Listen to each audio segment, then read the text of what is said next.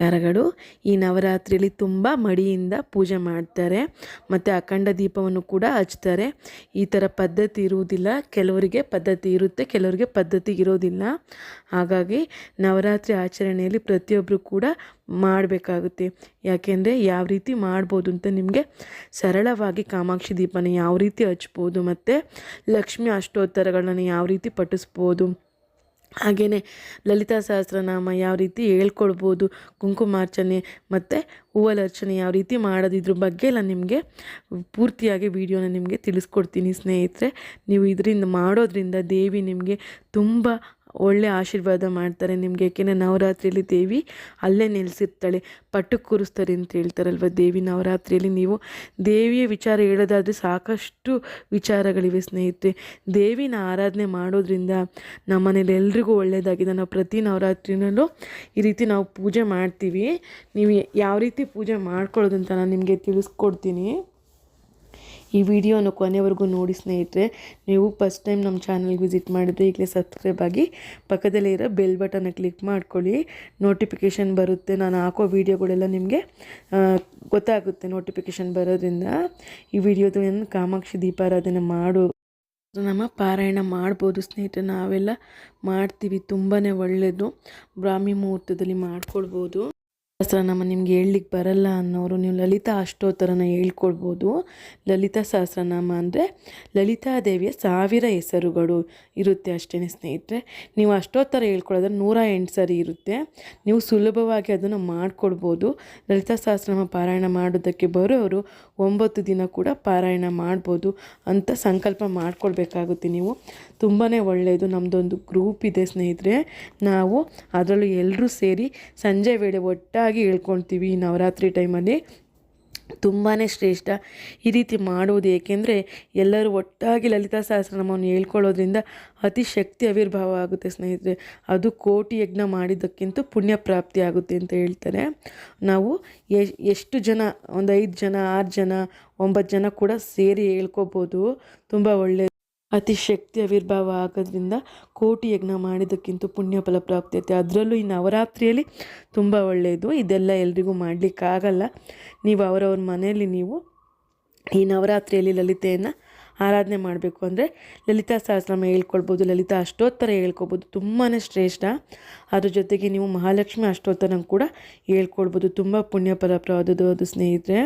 ಈ ನವರಾತ್ರಿಯಲ್ಲಿ ನೀವು ಇದನ್ನು ಪದ್ಧತಿ ಇಲ್ಲ ಅನ್ನೋರು ಕೂಡ ನೀವು ಲಲಿತಾ ಸಹಸ್ರನಾಮ, ಲಕ್ಷ್ಮಿ ಅಷ್ಟೋತ್ತರ, ಲಲಿತಾ ಅಷ್ಟೋತ್ತರ ಇದೆಲ್ಲ ನೀವು ಮಾಡೋದ್ರಿಂದ ತುಂಬ ಶ್ರೇಷ್ಠವಾದ ನಿಮಗೆ ಪುಣ್ಯ ಫಲಪ್ರಾಪ್ತಿ ಆಗುತ್ತೆ ಸ್ನೇಹಿತರೆ. ಲಲಿತಾ ಸಹಸ್ರನಾಮದಲ್ಲಿ ಅಷ್ಟು ಶಕ್ತಿ ಇದೆ. ನೀವು ಬೇಡಿದ್ದನ್ನು ಕೊಡ್ತಾರೆ. ಲಲಿತಾ ಸಹಸ್ರನಾಮ ಶ್ರದ್ಧೆ ಭಕ್ತಿಯಿಂದ ಮಾಡಬೇಕು. ಮತ್ತು ನಿಮಗೆ ಯಾವ ಬಣ್ಣದ ಸೀರೆ ಉಟ್ಕೊಳ್ಬೇಕು ಮತ್ತು ಯಾವ ನೈವೇದ್ಯ ಮಾಡ್ಕೋಬೇಕು, ನಿಮ್ಗೆ ಅದ್ರ ಬಗ್ಗೆ ಎಲ್ಲ ನಮಗೆ ಮುಂದಿನ ವಿಡಿಯೋದಲ್ಲಿ ನಿಮಗೆ ತಿಳಿಸ್ಕೊಡ್ತೀನಿ. ಕಾಮಾಕ್ಷಿ ದೀಪ ಹಚ್ಚುವ ಪದ್ಧತಿ ಇಲ್ಲ ಅಂತ ಹೇಳ್ತಾರೆ ಕೆಲವರು. ಇಲ್ಲ ಅನ್ನೋರು ಪರವಾಗಿಲ್ಲ, 2 ಬೆಳ್ಳಿ ದೀಪನೇ ತಗೊಂಡು ಅಥವಾ ಮಣ್ಣಿನ ದೀಪ ತಗೊಂಡು ನೀವು ತುಪ್ಪ ಅಥವಾ ಎಳ್ಳೆಣ್ಣೆ, ಸಾಸಿವೆ ಎಣ್ಣೆ ಈ ಥರ ಹಾಕಿ ನೀವು ಹಚ್ಬೋದು ಸ್ನೇಹಿತರೆ. ಅದು ಕೂಡ ಒಳ್ಳೆಯದು. ತುಪ್ಪ ಇಲ್ಲದಿದ್ರೆ ದೀಪಕ್ಕೆ ನೀವು ಯಾವ ಎಣ್ಣೆ ಹಾಕ್ತೀರ ಅದನ್ನು ಕೂಡ ಹಚ್ಬೋದಾಗುತ್ತೆ. ಅವ್ರವ್ರ ಮನೆ ಪದ್ಧತಿ ಯಾವ ರೀತಿ ಇರುತ್ತೆ ಅಂತ ಅವ್ರು ನೋಡ್ಕೊಂಡು ಮಾಡ್ಕೊಳ್ಬೇಕಾಗುತ್ತೆ. ನೀವು ಕಾಮಾಕ್ಷಿ ದೀಪ ಹಚ್ಚೇ ಇಲ್ಲ ಅಂತ ಹೇಳೋರು ಈ ನವರಾತ್ರಿಯಲ್ಲಿ ನೀವು ಕಾಮಾಕ್ಷಿ ದೀಪನ ಹಚ್ಬೇಕಾಗುತ್ತೆ. ನೀವು ಅಥವಾ ಹೊಸ್ದಾಗಿ ನೀವು ಖರೀದಿ ಮಾಡಬೇಕಂತಂದರೆ ಅಮಾವಾಸ್ಯೆ ಮುಗಿದ ಮೇಲೆ ನೀವು ಮಾಡಬೇಕಾಗುತ್ತೆ ಸ್ನೇಹಿತರೆ. ಸೋಮವಾರ ಮಾಡ್ಬೋದು. ನವರಾತ್ರಿ ಸ್ಟಾರ್ಟ್ ಆಗುತ್ತೆ, ಒಳ್ಳೆ ದಿನ ಇರೋದ್ರಿಂದ ನೀವು ಮಾಲೆ ಅಮಾವಾಸ್ಯೆ ಮುಗಿದ ಮೇಲೆ ನವರಾತ್ರಿ ದಿನ ನೀವು ತಗೊಳ್ಬೋದಾಗುತ್ತೆ. ತುಂಬ ಒಳ್ಳೆಯದಾಗಿ ನವರಾತ್ರಿಯಿಂದ ಸೆಪ್ಟೆಂಬರ್ 22ರಿಂದ ಪ್ರಾರಂಭವಾಗುತ್ತೆ ಸ್ನೇಹಿತರೆ. ಬೆಳಗ್ಗೆ 6 ಗಂಟೆ 10 ನಿಮಿಷದಿಂದ 10 ಗಂಟೆ 15 ನಿಮಿಷದವರೆಗೂ ಒಳ್ಳೆ ಟೈಮ್ ಇರುತ್ತೆ. ಈ ಸಮಯದಲ್ಲಿ ನೀವು ಪ್ರಾರಂಭ ಮಾಡಬೇಕಾಗುತ್ತೆ. ಅಂದರೆ ಮನೆಯಲ್ಲಿ ನೀವು ದೀಪ ಹಚ್ತಿರಲ್ಲ, 2 ದೀಪ ಬಿಟ್ಟು ಇನ್ನು ಕಾಮಾಕ್ಷಿ ದೀಪ 1 ಹಚ್ಚಬೇಕು. ಮಾಮೂಲಿ ದೀಪ ಹಚ್ಚೋದು 2 ಹಚ್ಚಬೇಕಾಗುತ್ತೆ. ನೀವು ದೇವರ ಮನೆಯಲ್ಲಿ ನಿಮ್ಮ ಮನೆ ಯಾವ ದಿಕ್ಕಿಗಾರ ಇರಲಿ, ನೀವು ಪೂರ್ವ ದಿಕ್ಕಿಗೆ ನೀವು ಕಾಮಾಕ್ಷಿ ದೀಪನ ಇಡಬೇಕಾಗುತ್ತೆ. ಜಾಗವನ್ನು ಒರೆಸ್ಕೊಂಡು ಫಸ್ಟು ನೀವು ಕಾಮಾಕ್ಷಿ ದೀಪದ ಮುಂದೆ ಅಷ್ಟದಳ ಪದ್ಮ ರಂಗೋಲಿನ ಬಿಟ್ಟು ದೀಪದ ಕೆಳಗಡೆ ಹಾಕಬೇಡಿ, ನೀವು ಮುಂದೆ ಹಾಕಿ. ಯಾಕಂತಂದರೆ ನೀವು ಅದನ್ನು ಅಲ್ಗಾಡಿಸ್ಬಾರ್ದು. ದೀಪನ ಒಂದು ಸಾರಿ ಇಟ್ಟ ಮೇಲೆ, ಮೊದಲ ದಿನ ಇಟ್ಟ ಮೇಲೆ ನೀವು ಮತ್ತೆ ಕದಲಿಸ್ಬಾರ್ದು.